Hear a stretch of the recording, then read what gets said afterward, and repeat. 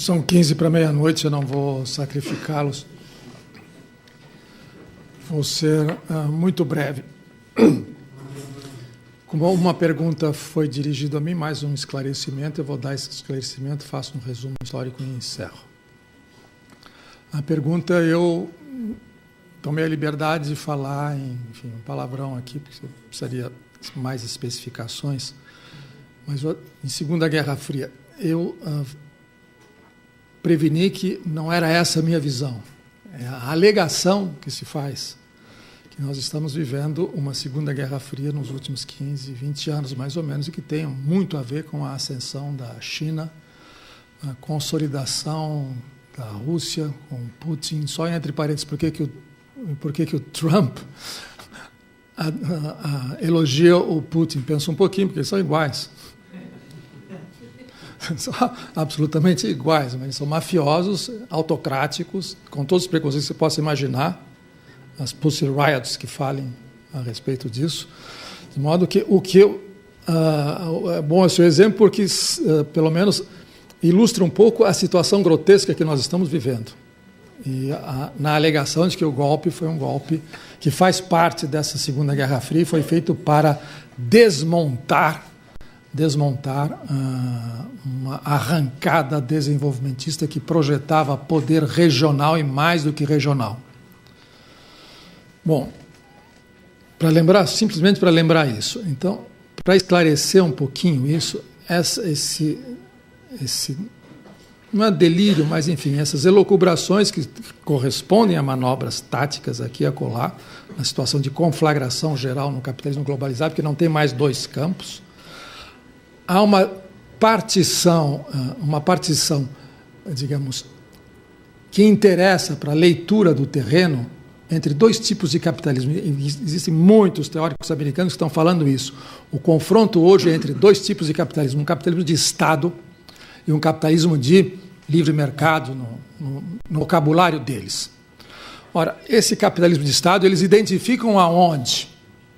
Na China, na Índia, na Rússia, no Irã, em todos os regimes bolivarianos, e por aí vai. Ora, de modo que há uma competição econômica, política, estratégica e também militar.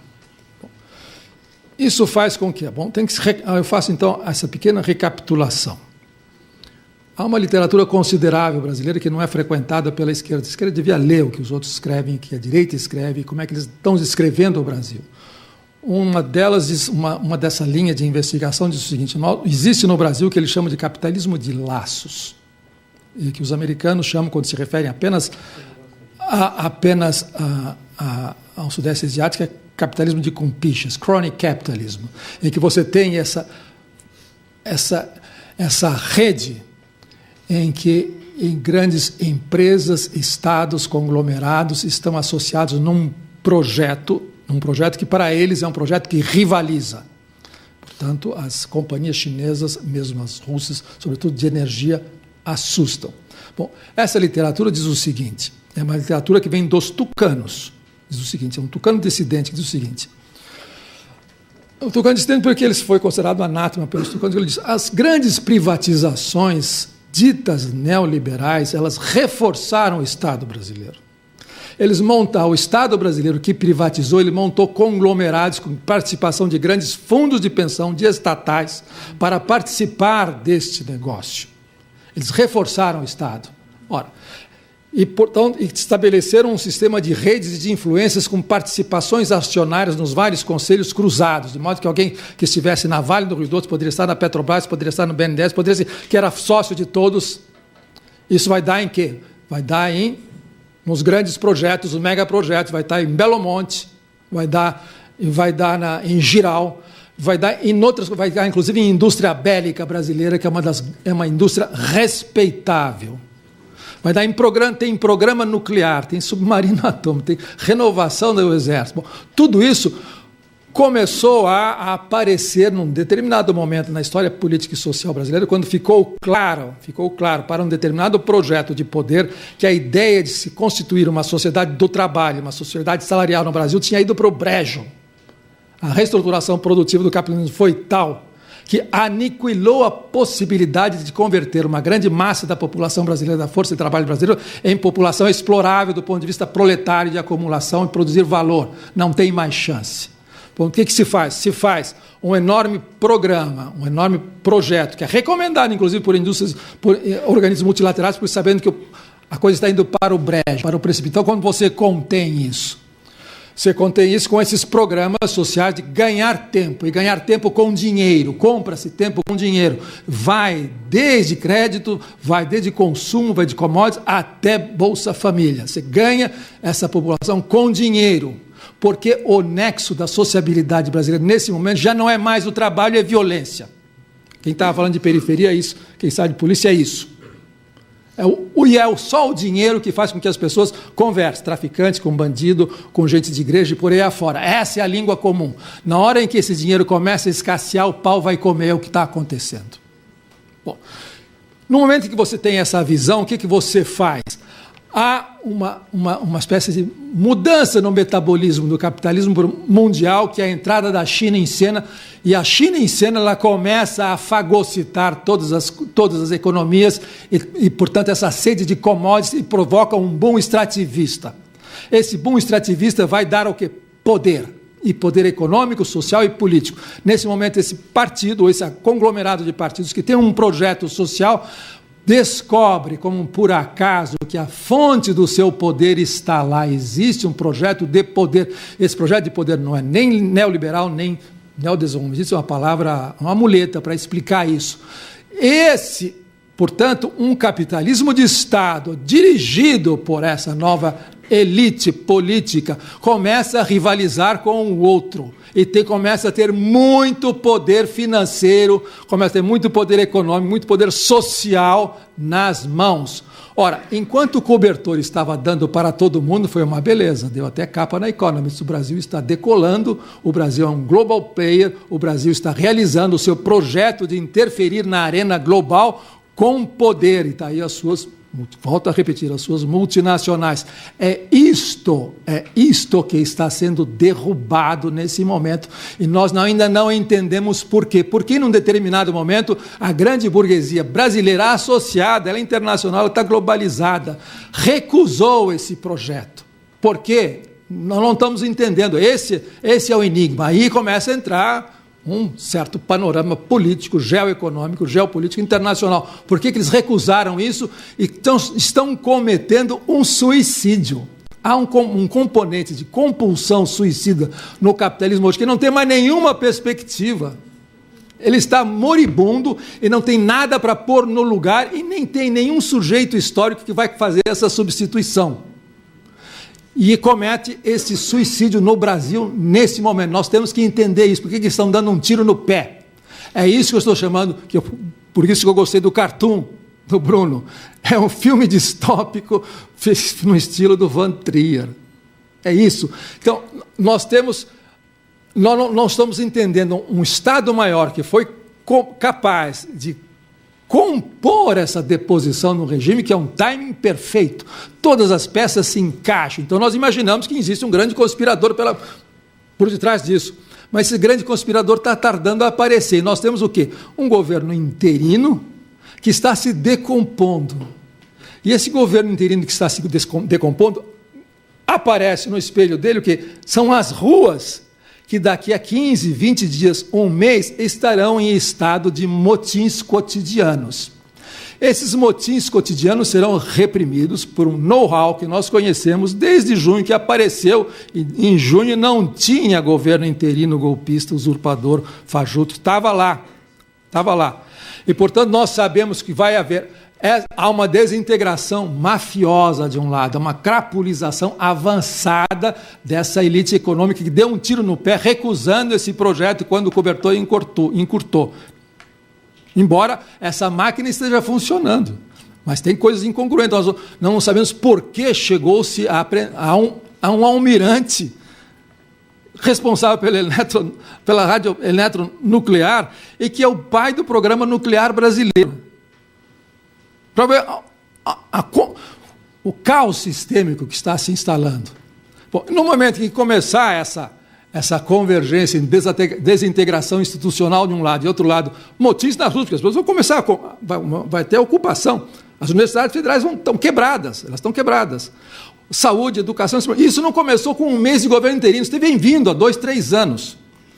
Nesse momento que começa isso, nós temos uma provisão legislativa que dá conta disso, inclusive decretos. Não se lembra que no auge de junho, no Rio de Janeiro, em dezembro, saiu uma portaria do Ministério da Defesa que não era o rapaz que eles colocaram lá, que eu nem sei quem é, dizendo manual de garantia da lei e da ordem, que nós éramos classificados como oponentes e inimigo interno. Um ex-ministro do Supremo disse: nós estamos numa situação de guerra interna, e na guerra interna não existe convenções de Genebra, por isso nós estamos fazendo o que estamos fazendo.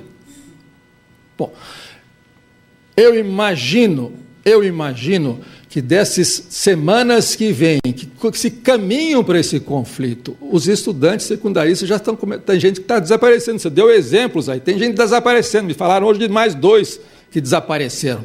Os remanescentes de junho, tem muita gente foragida, desaparecendo, ninguém está brincando em serviço. Bom, diante desse quadro, o próximo passo é uma frente para a eleição municipal, é de chorar, eu sinto muito.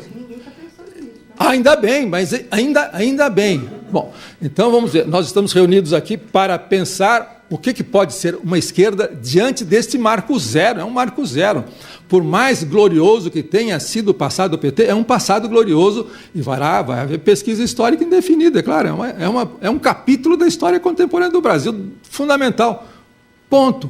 Então, meu resuminho não sou veterano, era jovem, em 64. Em 64, quando aconteceu 64, não estou dizendo que as coisas, na analogia histórica é muito perigosa, não estou dizendo que as coisas se repetem, mas foi uma sequência muito familiar.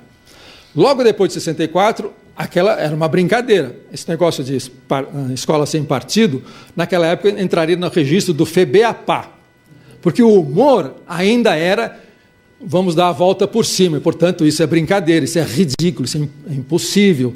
Não era para ser levado a sério. Essa escola sem partido pode ser levada a sério? Não sei. Eu não sei. Tem um lado residual, teratológico no mundo político brasileiro que aparece. Esses projetos de pena de morte tem 50 tramitando na Câmara há 20 anos. Então, as barbaridades, quando desaparece toda a censura possível, toda a contenção, todo o pudor, aparece de tudo. Aí assusta ainda mais. Mas voltando a 64. Então, logo depois de 64, o que aconteceu? Vamos ganhar as eleições da ditadura, do golpe. Vamos fazer uma frente ampla. Junta-se o quê? Carlos Lacerda, Juscelino Kubitschek.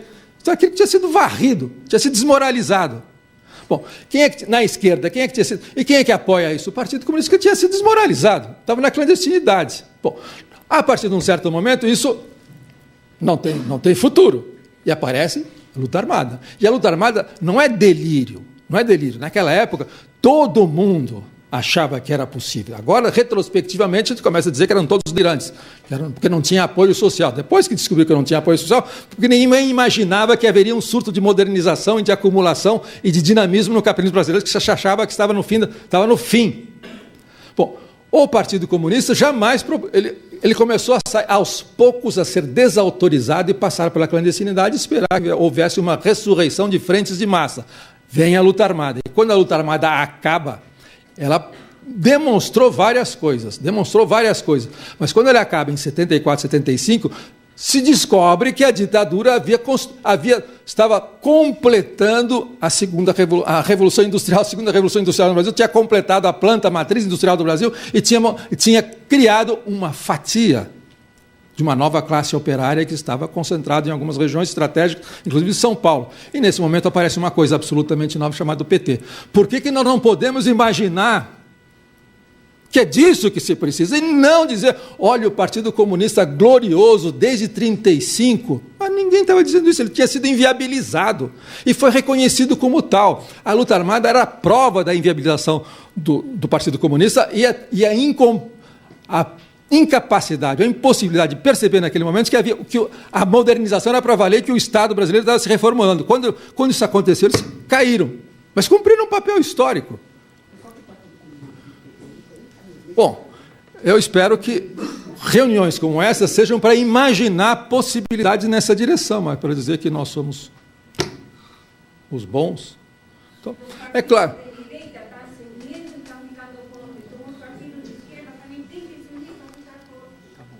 Tá bom. Isso chama-se luta de classe. Nós esquecemos disso nesses 20 anos. Então, nós estamos espantados que a direita se organize, que a direita mobilize, que ela se financie, que ela forme think tanks financiados por todos os milionários americanos. Mas com o diabo, a gente está estranhando que a direita seja de direita. Nós perdemos essa noção. E para eles existe guerra social, e guerra social vem com tudo para cima, e nós esquecemos que nós também éramos internacionalistas, que nós tínhamos centros que nos financiavam, e fazíamos cursos fora para fazer subversão e assim por diante, guerrilha e tudo. Bom, esquecemos. Onde? Esquecemos, pura e simplesmente. É porque...